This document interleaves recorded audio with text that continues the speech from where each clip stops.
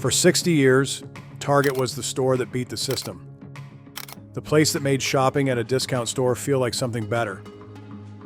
A $100 billion empire with a bullseye on the wall. Shares of Target opened lower on Wednesday after the big box retailer reported a bigger than expected drop in same-store sales. Today, that empire is shrinking. Sales are falling, foot traffic is down, the CEO got pushed out, and $12 billion in value vanished in a matter of weeks. This is the story of how Target rose from a single store in a Minnesota suburb into one of the biggest retailers in America, and how a stack of expensive mistakes, a massive data breach, a billion-dollar blunder, and a self-inflicted wound nobody in the boardroom saw coming put the whole thing at risk. This is the rise and fall of Target. To understand how Target falls, you have to understand how it was built. And it wasn't built by a discounter. It was built by a banker. His name was George Draper Dayton, born in 1857. He made his money in banking and real estate in Worthington, Minnesota. And in 1902, he opened a dry goods store in downtown Minneapolis called Goodfellow. A year later, he owned it outright and put his own name on the door. Dayton's. For the next 50 years, Dayton's wasn't a discount store. It was the opposite. It was a respected upscale department store. The kind of place you put on a coat to go visit. George ran it on strict principles. Starting in 1946, he gave away 5% of the company's profits to charity every year, a practice Target still runs today.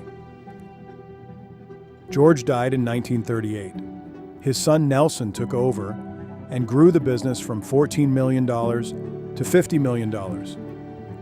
Nelson died in 1950, and control passed to 5 of George's grandsons. Those 5 cousins are the ones who made the bet that changed everything, because by the 1950s, Dayton's was already an innovator.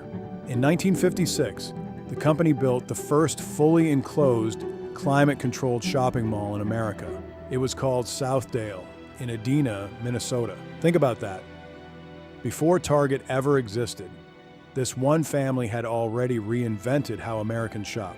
They were about to do it again. Picture America in 1962. The median family earned about $6,000 a year. Gas ran about 30 cents a gallon. A typical home was worth around $12,000. The war was over, the babies were booming, and families were pouring out of the cities into brand new suburbs with driveways, garages, and 2 cars. And those families wanted something retail wasn't giving them yet. They wanted to drive somewhere, park for free, walk in, and buy everything: clothes, toys, groceries, household goods, all under one roof, at a price that respected their paycheck. Not a stuffy department store, not a junky bargain bin, something in between that nobody had built yet. A Dayton's executive named John Geiss had an idea for exactly that. He called it upscale discounting. Department store quality and style at discount store prices. The Dayton cousins backed him, and they handed their publicity director, a man named Stuart Wittes, one job: name it. Wittes and his team went through more than 200 names before they landed on one that hit like a dart. Target. Red and white bullseye. Done. On May 1st, 1962, the first Target opened in Roseville, Minnesota, a suburb of St. Paul. Douglas Dayton ran it. By the end of that year, there were 4 stores, all in Minnesota. Here's the part most people don't know. 1962 wasn't just Target's year. That exact same year, Walmart opened its first store. Kmart opened its first store. 3 of the biggest discounters in American history all launched within the same 12 months. The wave was that big. The only question was, who would ride it the longest? And in the early going, Target almost didn't make it. Those first 4 stores brought in around $11 million and lost money. Target didn't turn a profit until 1965. But once it did, the engine caught. By 1966, Target jumped outside Minnesota with 2 stores in Denver. In 1967, the parent company went public. In 1969, it merged with a Detroit department store chain, the J.L. Hudson Company, to form Dayton Hudson, one of the largest retailers in the country. But here's the twist. The fancy department stores were supposed to be the crown jewels. Target was supposed to be the scrappy little discount experiment off to the side. Instead, the experiment ate the company. By 1975, Target was the single biggest revenue producer in the entire corporation. By 1979, it crossed $1 billion in annual sales. The discount kid had become the main event. And it was just getting started. Every empire has its golden age, and Target's had a name. Bob Ulrich. Ulrich started at Dayton's back in 1967 as a merchandising trainee. He spent almost 2 decades climbing, took over Target stores in 1984, and became CEO of the whole corporation in 1994. Under Ulrich, Target went from roughly $8 billion in revenue to more than $32 billion. He nearly tripled the company's sales and grew its profits nearly 9 times over. How? He understood something his competitors never did. Walmart owned cheap. Walmart was always going to win the price war, and Ulrich was smart enough not to fight it head-on. So he went somewhere Walmart couldn't follow. He made cheap feel good. Wide, clean aisles, bright lighting, a red and white brand that felt almost stylish. And then the masterstroke. Design partnerships. Target brought in name designers and sold their work at discount prices, so a young shopper could walk out with something that felt high-end for $30. People started jokingly calling it Tarzay, like it was a French boutique. That nickname was worth millions in free marketing, and Target leaned into every bit of it. They rolled out Super Target, the giant grocery hybrid, and in 2000, the corporation made it official and renamed the entire company after its crown jewel, Target Corporation. By the time Ulrich retired in 2008, Target had nearly 1,600 stores and was one of the most admired brands in America. That was the peak. A discount store that people genuinely loved, a store that turned a Saturday errand into a treat. Nobody in retail had ever pulled that off.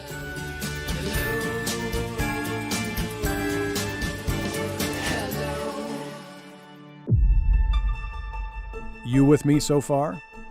Because this is where the story turns. Ulrich's successor was Greg Steinhoffel, a company man who'd started in 1979 as a buyer in the paint department and spent 35 years working his way up. And on his watch, Target took its first real body blow, late 2013, the holiday shopping season. Hackers got into Target's network, and they didn't come through some sophisticated front door. They came in through a heating and air conditioning vendor, a third-party contractor whose login credentials were stolen in a phishing email. From there, they slipped into Target's payment systems. The damage was staggering.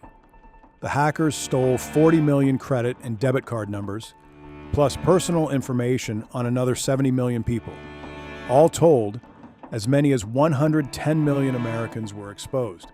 That's roughly 1 in every 3 people in the country at the time, and it happened during the single busiest shopping stretch of the year. Target's fourth quarter profit dropped 46%. Customers got spooked and stayed away. The total cost of the breach climbed past $200 million. There were more than 140 lawsuits. The company eventually paid an $18.5 million settlement across 47 states and was forced to rebuild its entire security operation. And somebody had to answer for it. In May 2014, after the breach and a second disaster we're about to get to, the board pushed Steinhoffel out. A 35-year veteran gone, because while the breach was unfolding, Target was also setting fire to a pile of money up in Canada. The plan looked easy on paper. Canadians already knew the brand. They crossed the border to shop at American Targets all the time. So in 2011, Target bought the leases of a defunct Canadian chain called Zellers for about $1.8 billion and decided to go big.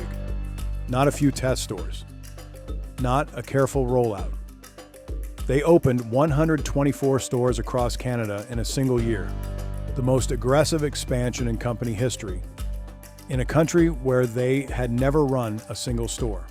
And here's the detail I want you to hold on to, because we're coming back to it at the end. Target committed to all of it. The 133 leases, the $1.8 billion, every dollar, before a single one of those stores had earned a dime. Keep that one in your back pocket. It was a catastrophe from day one. The stores ran on a brand new, untested inventory and checkout system that nobody had time to learn. Shelves sat empty while $1 billion of product piled up in warehouses. Some stores literally hung signs that read, "We're open mostly." And prices were higher than the American stores Canadians remembered. So the one real advantage Target had, goodwill, burned off fast. There was no treasure hunt. There was no reason to pick it over Walmart. By January 2015, less than 2 years after opening, Target threw in the towel. It shut down all 133 Canadian stores and laid off 17,600 people. The total bill came to more than $2 billion in operating losses and a write-down of around $5.4 billion. Business schools now teach Target Canada as a textbook case of how not to enter a new market. 2 disasters, back to back. So the board did something it had never done before. It went outside the company and hired a new CEO, Brian Cornell. For a while, Cornell looked like the perfect fix. He killed the Canada operation almost immediately. He poured money into stores, same-day delivery, and private brands. Through the 2000s and 10s, the press called him Target's ace CEO. And then 2020 hit, and Target caught the biggest tailwind of its life. The pandemic was rocket fuel. People couldn't go out, so they bought home goods, furniture, electronics, workout gear, anything to make being stuck at home bearable.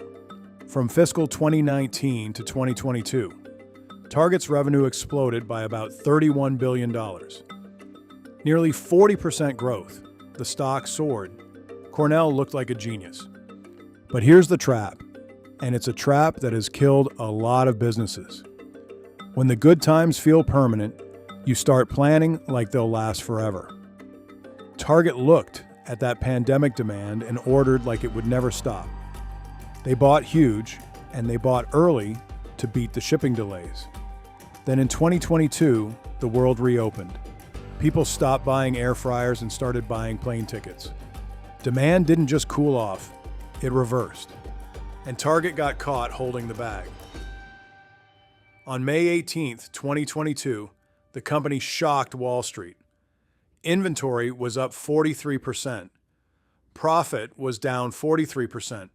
The stock fell almost 25% in a single day, its worst day in 35 years.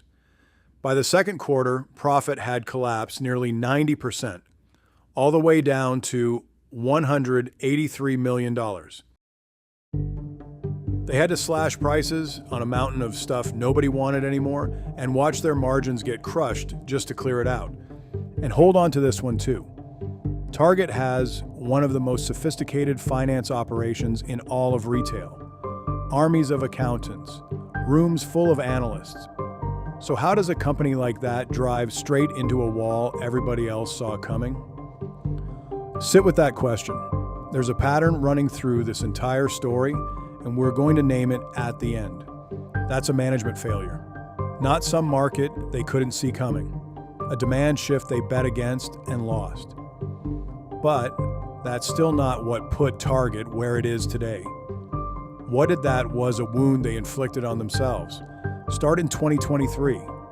For Pride Month, Target sold a collection it had been selling for years. This time, a wave of online outrage built up around a few items, and misinformation spread, claiming things that simply weren't true. The backlash turned hostile. There were threats against store employees, confrontations, displays knocked over. Target made a choice. It pulled some of the items, citing employee safety. And in doing it, the company managed to anger everybody. Conservatives were already boycotting. Now, progressive and LGBTQ customers felt betrayed too, saying Target had caved to pressure. Sales dipped after Pride that year, and the stock slid. Billions in market value came off the table. That was the warning. Target didn't heed it. In January 2025, just days after a new White House executive order targeting diversity programs, Target announced it was rolling back its own. It shut down its racial equity committee. It dropped its minority hiring goals. It pulled out of a major LGBTQ workplace index. And remember, this is a company headquartered in Minneapolis, the city where George Floyd was killed in 2020. A company that had spent the years since branding itself as a leader on exactly these issues. Cornell himself had publicly championed them. The reversal landed like a betrayal, and this time the response was organized. A pastor named Jamal Bryant called for a 40-day target, fast starting in March 2025. More than 200,000 people signed on. The NAACP issued a consumer advisory. Twin Cities Pride dropped Target as a sponsor after 18 years. And it worked. Foot traffic fell 9% in February, 6.5% in March, dropping for 10 straight weeks. The stock slid roughly 30%, from around $145 down into the low 90s. Something like $12 billion in market value vanished. Target was now getting hit from both sides of the political aisle at the same time, and the people walking out the door were its own core shoppers. So where does that leave Target right now? Look at the numbers, because numbers don't have an agenda. For the full year 2025, Target's net sales fell 1.7% to $104.8 billion. Operating income, the actual profit from running the stores, dropped 8.1% to $5.1 billion. Comparable sales, the truest measure in all of retail, down 2.6% on the year. During the holiday quarter, in-store sales fell 3.9%. The company cut 1,800 corporate jobs. And the leadership? Brian Cornell, the man brought in to save the company, the so-called ACE CEO, announced he was stepping down. On February 1st, 2026, he handed the job to his chief operating officer, Michael Fidelka, a longtime insider, and moved himself up to executive chairman. When a board swaps out its captain in the middle of the storm, that tells you everything about how the board feels about the weather. The diagnosis? This is where you would go on camera if you choose to do so. So step back and look at this the way an analyst would instead of the way a headline does. Because when you line up Canada, the inventory collapse, and even the boycott, the same fingerprints show up on all of them. Start with Canada. I told you to hold on to it. Here's why. Target committed to 133 leases and more than $1.8 billion before a single store had earned $1, and their own CEO admitted they didn't expect to make a profit up there until 2021. That's the whole problem in one sentence. Profit was an afterthought, something that would supposedly show up at the end if everything broke right. That is backwards. The first rule of a healthy business is minimum mandatory profit. Profit isn't the leftover you hope for after the bills are paid. Profit is the first bill you pay, and you build everything else around protecting it. Canada didn't have a profit floor. It had a loss floor, years deep, and they signed up for it on purpose. And those lease payments came due every single month, whether a store had a good month or not. That's debt service wearing a costume. When your fixed costs don't care how you did, you'd better have a profit rule that does. Now, the inventory collapse. I asked you how a company, with armies of accountants drive straight into a wall? Here's the answer, and it's the most expensive lesson in this whole story. Accounting looks backward. That's its job. It tells you what already happened. It told Target what it had spent on inventory after that inventory was already sitting and rotting in the warehouse. What nobody did was look forward and model the obvious, that the second the world reopened, people would stop buying another air fryer. A reactive finance team writes down the iceberg after the ship hits it. A proactive one steers around it months early. Most businesses, even giant ones, only have the first kind. They treat finance like a rearview mirror instead of a windshield. And then they act shocked when they get blindsided by something everybody saw coming. And underneath all of it, watch what happened to the margins. To dig out of that hole, Target had to gut its own prices, markdown after markdown, protecting the top line while sacrificing the profit on every item to do it. Gross margin integrity, gone. That's the tax you pay for getting the first two things wrong. So here's my assessment, and I want to be fair about it because this isn't a eulogy. Target is not a dead company. It still did more than $100 billion in sales last year. It still owns a brand that people grew up loving. The bones are real. But it is standing in the single worst spot in retail right now, the squeezed middle. Walmart has it beat on price and on groceries, the things that pull you in every week. Amazon has it beat on convenience. And the one thing that was always Target's alone, that Tarzay feeling that you were treating yourself, doesn't sell in an economy where people are shopping by the dollar.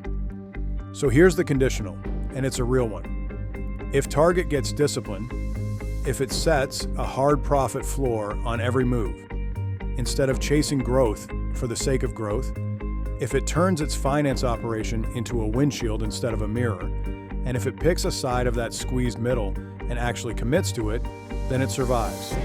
It gets smaller, it gets humbler, but it makes it. But if it keeps running the same playbook it's run for a decade, betting the good times last forever, signing up for losses and calling it strategy, reacting instead of steering, then the Target you grew up with, the category killer, the cool one, the store worth a special trip, that version is gone before the end of this decade. Not the doors locked overnight, the slow kind of gone, sold off, broken up, or shrunk into something you won't recognize. The same way Sears stayed technically open for years after Sears was already dead. That's the fork in the road. And based on the last 10 years of decisions, I'm not betting on discipline, but I would genuinely love to be wrong, because the lesson here isn't really about Target. It's about every business, including yours. Target didn't get killed by one bad year. It got killed by a habit. The habit of betting the good times last forever and treating profit as something that shows up at the end instead of something you defend from the very start. So burn this in. Being liked is not a strategy. Being needed is. Set your profit floor before you chase the growth. Make your finance proactive, not reactive. And the day your business becomes a nice to have instead of a have to have, the clock starts ticking, and no amount of clever marketing slows it down. That's the rise and fall of Target. And maybe, if they're smart enough to fix it, just the fall before the comeback. We'll see.